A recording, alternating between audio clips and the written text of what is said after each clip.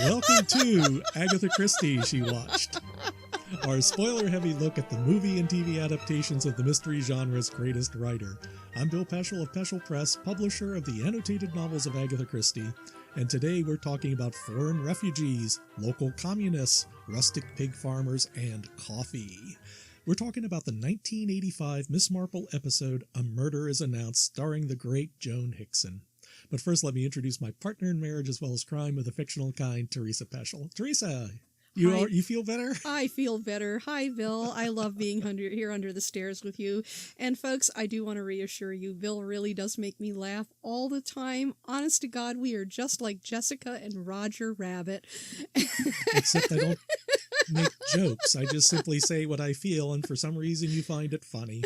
Because you are funny, dear. Because you are. It just is the way it is. It's just the way it is. 30 years of laughter and love. That's right. I like that. That's right. Laughter and love. That's a good title. That's a good memoir title, I think. As I said. Better than 8 years of laughter and love in a 30-year marriage. So. But yes, Bill always makes me laugh. Well, this time we are going to go back to being serious now, because we're going to look at the 1985 episode, A Murder is Announced, based on the 1950 Agatha Christie novel.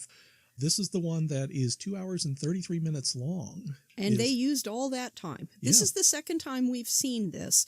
This is one of the very first movies that we watched when we started the Agatha Project, and I was still figuring out how I was going to write the review, and we were still working out the formatting of the book.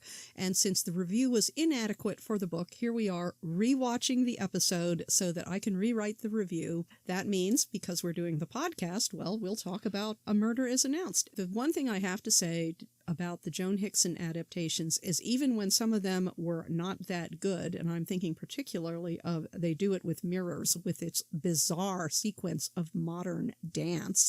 No idea why they were doing that, except the director's friends needed a job, but they're always watchable. Joan Hickson is always watchable. You really see why, for many, many people, she is the definitive Miss Marple. I've seen a lot of Miss Marples now, including the animated one. Joan Hickson really is Miss Marple. And I think this one is where, because it's one of the first episodes, she's really on top of the character. As she got older, obviously age takes a toll on her. Absolutely, age takes its toll. I can tell every day when I get up and have to walk around and all my joints say, you know, you're 62, maybe you should go back to bed. Yes, I think that sometimes too. I should take you back to bed.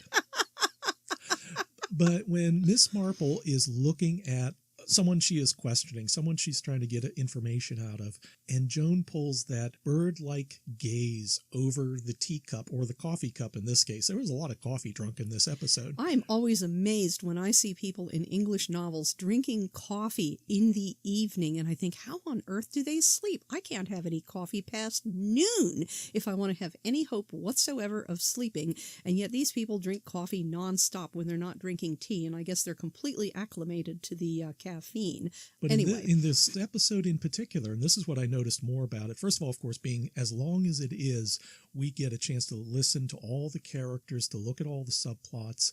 There's time taken here, and I guess this is why it kind of seems like a warm bath for 2 hours and 33 minutes, because it's a quiet episode, it's slow moving, but there's always something engaging. One of the great things about the adaptations is on occasion Agatha comes up with a really interesting premise or a really interesting subplot, an interesting back character, and then she doesn't do anything with it. And this is where an enterprising screenwriter could shine. And that is, of course, the character of Mrs. Easterbrook, the tarted up bottle blonde who is obviously 30 years younger than her husband.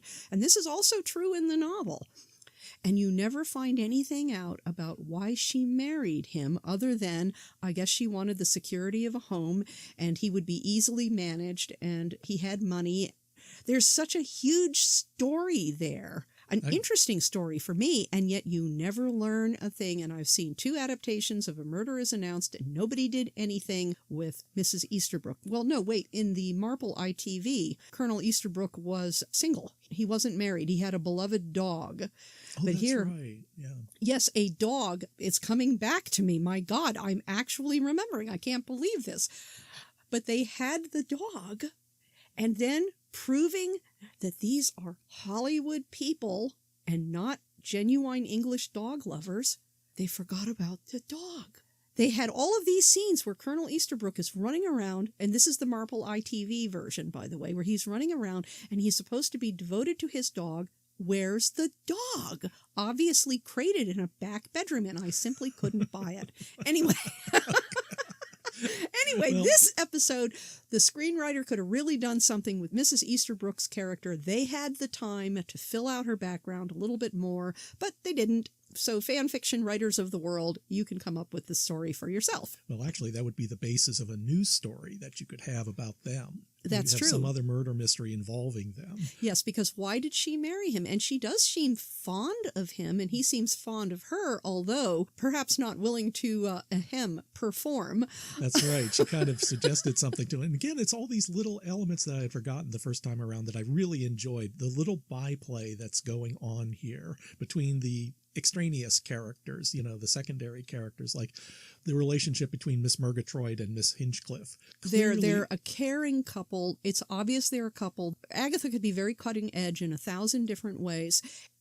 You're not quite sure if they are just devoted best friends or if they have been a long-time lesbian couple. And it doesn't matter. That's the point. It doesn't matter. They are very nice women who happen to live together and who run a small farm. And it looks like a working farm, too. Oh, yeah. Unlike in the ITV production where everything had been freshly power washed. This looked like an actual farm. It was like a farmette they lived in that episode. Yeah, they lived in essentially a single wide. They were hobby farmers. These people were raising ducks and they're raising pigs. We had a pig pen scene in which Miss Hinchcliffe is talking to the detective and she's slapping the pig and talking about, by and Christmas her hands he'll were be ready. dirty. Yeah. Her hands were dirty. And in fact, I noticed that later where Detective Craddock is talking to Philippa Hames, who is the gardener at the nearby lodge. And you don't see any of the lodge owner, who is a very nasty woman. But there's Philippa working with the plants, and her hands are clean. She did not have a gardener's hands. Theirs should have been grimy. And Miss Hinchcliffe's hands are dirty. She is a working woman. There is a little bit of class difference going on, because I also noticed she had very nice sweater set on that is obviously not stained. Either Philippa Hames, because she is poor, she is either wearing the nicer clothes that she owned from years ago, but then they would have gotten stained. She wasn't wearing an apron. It really bothers me when I see somebody who is supposed to be doing grubby work and they're not dressed for it. And in that day and age, she would have been wearing an apron over her clothes because she couldn't replace them easily. Remember, folks, even though the war had been won and was over, they were struggling with wartime rationing. And that is also a subplot in the novel that you don't really see here. It's why all of the doors are left unlocked, because if somebody happens to have extra butter or they have extra eggs, it's moved around discreetly so that you don't officially have to be part of the rationing system. And in fact, there's a scene where Detective Craddock says, I really can't listen to this because what you're talking about is I would have to arrest you for trading goods on the black market. Now, there is one scene in which I have to think about what her name is, Hannah the cook. Yes, and the screenwriters change names all the time. Well, Hannah's asked to make a birthday cake for Dora Brunner, Letitia Blacklock's best friend, and a birthday cake. Yes, and lovely she's saying, birthday. but I need eggs, I need chocolate, I need flour, butter, I need raisins. Exactly. Flour she didn't say, but sugar. Sugar they did. Because butter, eggs, that's the chocolate, one thing you forget. Raisins. Raisins. After World War II, food was still being rationed in England. I think almost until the late 50s, almost up until 1960. Yeah. For a long time it was, because I remember there is a book, 44 Charing Cross Road, about an American reader and her relationship with an English bookseller. And she would send food to them. This is after the war, and she's still sending food parcels to them because it's stuff that they could not get in England. And he was very grateful, writing back saying, thank you, we shared this out among the bookstore staff. Which is why when you see Philippa Haynes working in the greenhouse, she should have been wearing an apron. Yeah. Remember, this is 1985. This was filmed it was released in 1985, so it was filmed in 1984, which means you still had people who were alive. It was living memory what it was like to change your clothes. You had good clothes that you wore to church and for formal occasions, and you had grubby clothes that you wore to work, and you wore an apron to protect your clothes because you couldn't easily wash them or replace them. Yeah. You wore what you could. And you wore what you had. She would have had like a ruined jumper, if nothing else. If she didn't have an apron, she would have had a sweater that has seen better days, just so that if it gets dirty, it doesn't matter as much. She looked upper crusty while she is supposedly working in the garden with clean fingernails, but Miss Hinchcliffe looked grubby. Miss Hinchcliffe looked like she actually worked with her hands. And I guess this is a way of looking at this episode, that this is probably the worst that we could actually say about this episode, because otherwise I thought it was excellent. Sometimes Miss Marple pulls the solution out of her knitting bag, no question. But here you really got the impression that she worked it out slowly, and she saw, I'm going to refer to Sleeping Murder here, where there's a great sequence in Sleeping Murder where Miss Marple tells Gwenda that you have to consider who is actually there, who can do something. And she starts thinking about, why is the central heating on in Little Paddocks? Who is allowed to turn on the central heating? Only the lady of the house gets to do that. Who is the person who is in the house who can make arrangements? Who is that person? This is where she starts thinking about it. She sees the broken lamp of a pair of lamps. Why is this lamp like this? Right, because Dora looks at the lamp and says, "This is the shepherd. I wonder, the shepherdess used to be here. You wonder what happened to it."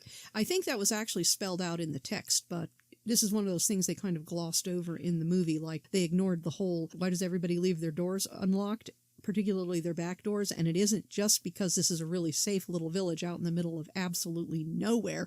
It's because if somebody wants to drop off a couple of eggs quietly, well, they have to slip in through the back door where they won't be seen. Well, the lamp was something that was part of the murder plot, because we actually see it, the old lamp, the broken lamp, up in the box room where the detective was looking through the old photo albums. You could see it on the floor. Oh, and it would have had the frayed cord. Yeah, it would have had the frayed cord, because that's how you shorted out the house, and that's how Miss Marple figured it out, because the cat helped her.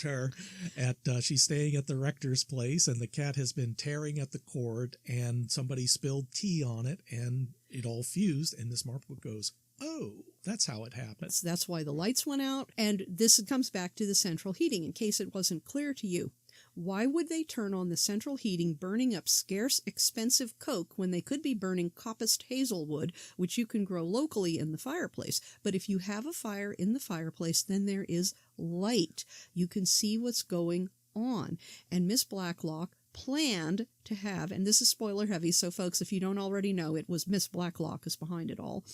She had to make sure that nobody could see anything. So she was concealed by darkness. If you don't have a fire in the fireplace, if you have the central heating on, then there's no light, and everyone is blinded when the torch is shining around. And a torch is, it took me a long time to realize that torch is English for flashlight. Mm-hmm. Now, to back up for a moment, we'll start at the beginning. This has one of the great hooks in mystery fiction, where a murder is announced is literal. It's in the newspaper. A murder will take place at Little Paddocks at 7 o'clock on this night. The only intimation is your invitation. Yes, this is your only invitation.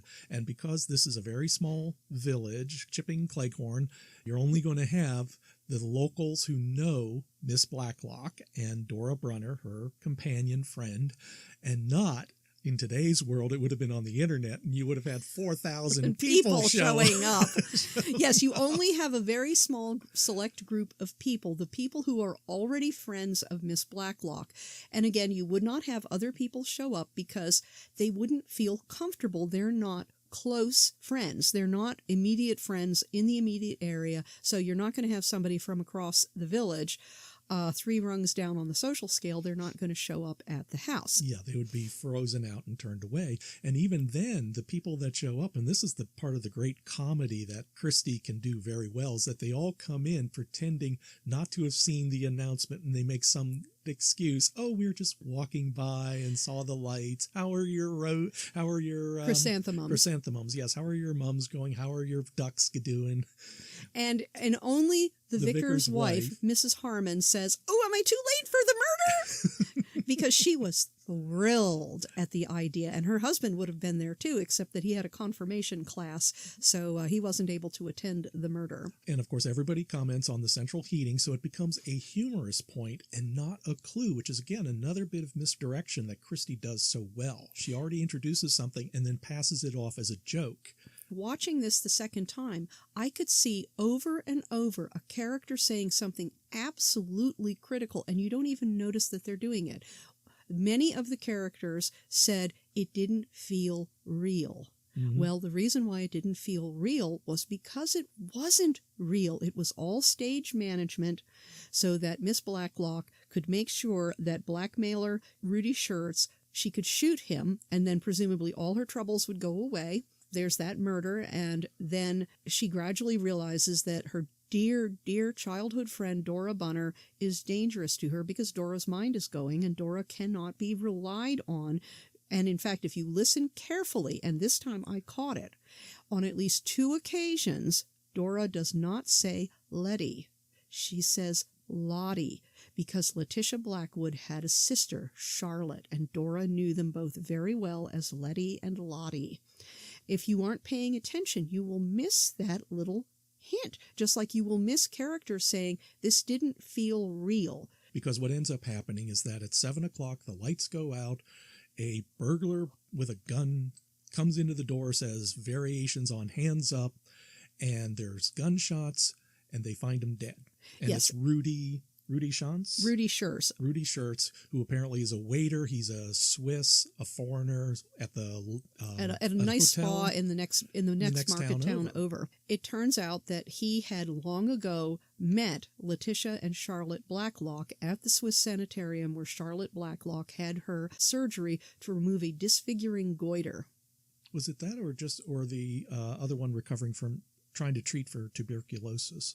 No, there was no tuberculosis. Well, I think it was the goiter. Either way, he met them in Switzerland at a spa of some kind. So he knew that the person he was speaking to at lunch was not the person who she claimed to be. Yes, because Letitia was actually Charlotte. And there are several people here who are not who they claim to be. There's this wonderful speech that Miss Marple does. She tells Inspector Craddock this.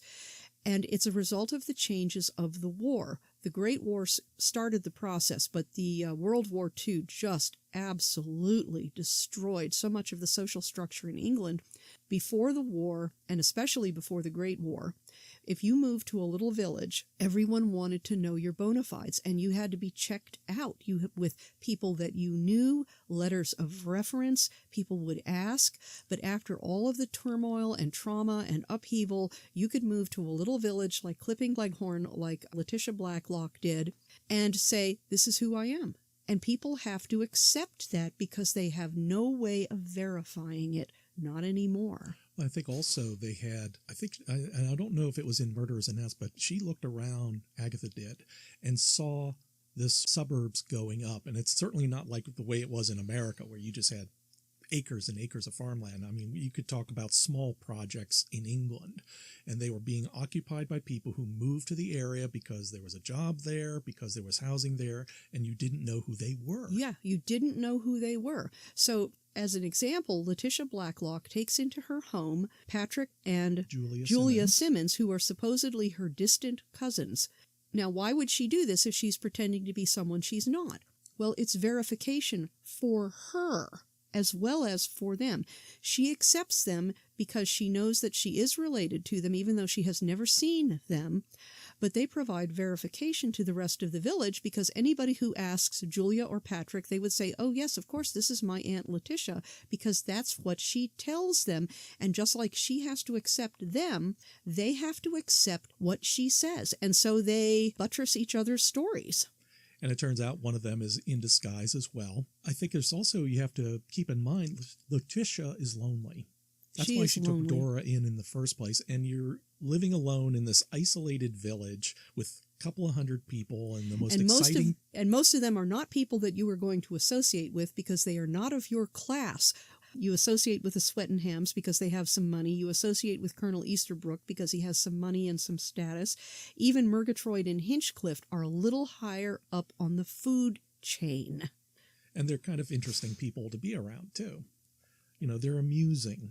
But she does not associate with the woman who owns the lodge, Mrs. Lucas, where Philippa Hames works, and that entire subplot was done away with, which was fine because you only have so much time. It's, again, you get a limited slice of people that you can interact with, and these are the ones who showed up naturally at a murder is announced, you know, when the invitation is in the newspaper. Now, there's also a nice bit of misdirection that Miss Marple picks up on, because everybody is talking about to Inspector Craddock, played by the wonderful, I have to say this, John Castle. I loved his face. I love the stern way he looks at everybody. He plays a policeman, I think, very accurately, because his job is to be low-key and to listen. And it's in that silence that people reveal themselves. It's a very common police tactic. You ask a question and then you shut up. Because people cannot listen to the silence. They have to open their darn mouths and just babble away like idiots. Anything, so they do not have to listen to their own thoughts. Right, and so everybody's describing this man coming into the door with a gun, and Miss Marple is saying, no, it's dark. It is so dark, you can't see if he has a gun. You don't know where the gun comes from, and that's a nice little bit of insight on her part. Oh, yes, and she is the only person who says that, because Inspector Craddock, he has every other person say, Rudy Schurz was waving around a gun. But Miss Marple thought about what actually happened. This is always, I think, the key to trying to solve an Agatha Christie murder along with the detective, so that you are not sitting, you know, oh my God, really? That was the answer? What actually happened? Yeah. And what actually happened is it was dark and someone got shot. You were blinded because of the flashlight being waved around, so you never really got a good look because it was either dark or you were blinded by the flashlight. But everyone assumed that they saw the gun because they saw the gun when the lights came on and they heard the gunshots. So, of course, he must have had the gun. There's a hole in the wall behind Letitia, and she has a wound in her ear. Which she did with a pair of nail scissors. Right. Just a quick snip. And just enough to cause a lot of bleeding and surprise everybody. Again, very nice bit of misdirection. But Miss Marple thinks about what actually did happen as opposed to what she was told. That's what solves this mystery for her. Why was the central heating on? Every single person commented on that because it's so expensive to do this before it gets really, really cold. When you could be burning free firewood or furniture out of the attic, why would you be burning coal? Why would you have the central heat on? Who would make sure that doors were unlocked? Who would give him the floor plan so he knows where to come in and where to go? The detective finds out that one of the doors, and this used to be a house that was subdivided, a door that was necessary when the house was in two parts was no longer needed, so it was left locked. But he discovers that not only is it unlocked, but somebody had recently oiled the hinges. And the lock mechanism, too. It was locked. Dora found the key in a drawer and gave it to him, and he unlocked it, and it didn't squeak. And in fact, later on, if you were paying attention, you will hear the doors in little paddocks squeak, but not that door. Ah, that's nice. I didn't realize that. Just like I missed the Dora's mispronunciation. Yep, and she becomes a danger to Letitia, and that's why Letitia has to murder her to protect herself. And we will call her Letitia, even though she's Charlotte, because, well, that was her name. But she really grieves. She had to do it for her own safety, but it hurt her. Yeah. The last piece of her past, the only person who remembered her as a young girl, And Miss Marple is very sympathetic because she has exactly the same experience. And this is what happens if you live a long time. The people who you grew up with, they all die. The people who remember you when you were young and you remember when you were young. If you outlive them, you'll have children or grandchildren, you young people that you'll meet. They won't know who you were when you were 16. Yeah. They just won't know. How could they know? Yeah. And that's why she goes to such great trouble before killing Dora, to give her a nice send-off, a wonderful cake, party, the wonderful feeling of being loved, and then sending her upstairs to take the medicine that's going to kill her. And she'll just go to sleep, but she'll go to sleep without any pain. Right. She'll just go to sleep and not wake up. And this is full of feeling. I remember the last time we saw this, the murder of Miss Murgatroyd was just really shocking to me. We've had murders before and secondary characters and all that, but this one really hit home. Because Miss Murgatroyd, she's so nice. Yeah. In a lot of ways, she's like Dora Bunner. She's not that bright, but she's a genuinely caring, loving person. And Miss Hinchcliffe loves her. Yeah. They love each other. Miss Hinchcliffe, who is very rough and ready, she loves Murgatroyd. She looks on her fondly. She doesn't have any problem with her silliness or her daffiness. And it's just who she is. She was responsible for her murder as well, unintentionally. It was like they were playing, as he said, we were playing silly games. Yeah, they were playing silly games to try to figure out what Murgatroyd saw, because Murgatroyd saw something that no one else did, and the reason why she did is she was behind the door. She was on the wall where the door opened, which meant that even though it got dark, she didn't get the flashlight in her eyes, and instead the flashlight illuminated other people on the opposite wall, and what Murgatroyd saw was she wasn't there, but Hinchcliffe had to race off into town in order to get the dog at the vet, a beautiful Irish setter. It was at the train station. I don't know why it came in, but maybe it was at the vet in another town. Yeah, she had to race off and get the dog. And of course, she did not think that anything was going to happen. And she was devastated, absolutely devastated. And again, we've seen a lot of Christie adaptations. Frequently, you watch people get murdered, and their family and friends really don't seem to care. These people, they cared. Yeah. But I think it might be also with 2 hours and 33 minutes, you got to know these people. You got to spend a little time, and you're right, because it is how Miss Hinchcliffe feels about her. You see them together a couple of times. They have fun together. It was great acting. And everybody in this movie, and I have to say this too, just like the entire setting, the little village that they filmed it in, and I think those cows were not set dressing. Those cows that you see ambling up and down the background, they just happened to be there, and the film crew said, wow, this is great local color. Yes. And they got the cows for free. This was filmed at a village in Dorset called Powerstock, which I looked it up, and it's like there's 300 people still there, and you go visit it on Google Earth, and you could walk around it after seeing this episode, and it has not changed. And this is like 40 years later, and it still does not look any different.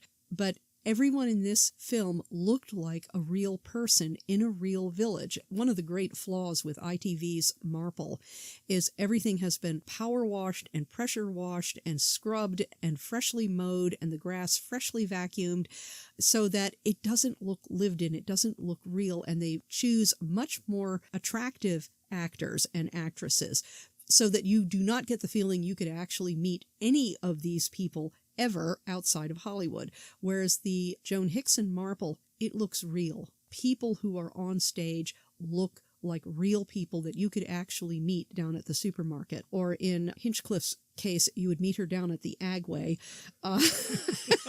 Or tractors. Yes, you'd be down there at the Tractor Supply Company looking at gum boots and debating, well, is this one going to hold up a little bit better than that one? And she would know the answer. And, by the way, the people at Tractor Supply Company would know her. That's one of the particular fun parts about this series, is you get to see a slice of Britain that no longer exists. It was already going away in 1950 when Agatha wrote this, and it's, unless you were way, way, way, way, way out in the fields, it pretty much has gone away. And you grew up there as well. That's always the case for those of us who grew up in one town and had to move to another town because of economics and then move elsewhere, and you're not part of the life of the town. There's too many places I've been in where everybody didn't work in the town they lived in. I lived in York, South Carolina, and very few people actually lived and worked in town. They were all commuting elsewhere. So because when the mills close down, you have no reason to be there anymore. It becomes a bedroom community. Yeah. And bedroom communities are only tied together by the school system and by a local church and by the supermarket and the library, but they have no jobs in common. Right. So you're not going to go down to the store and see somebody that works there that is on your street. It just doesn't happen that way. But this is a village where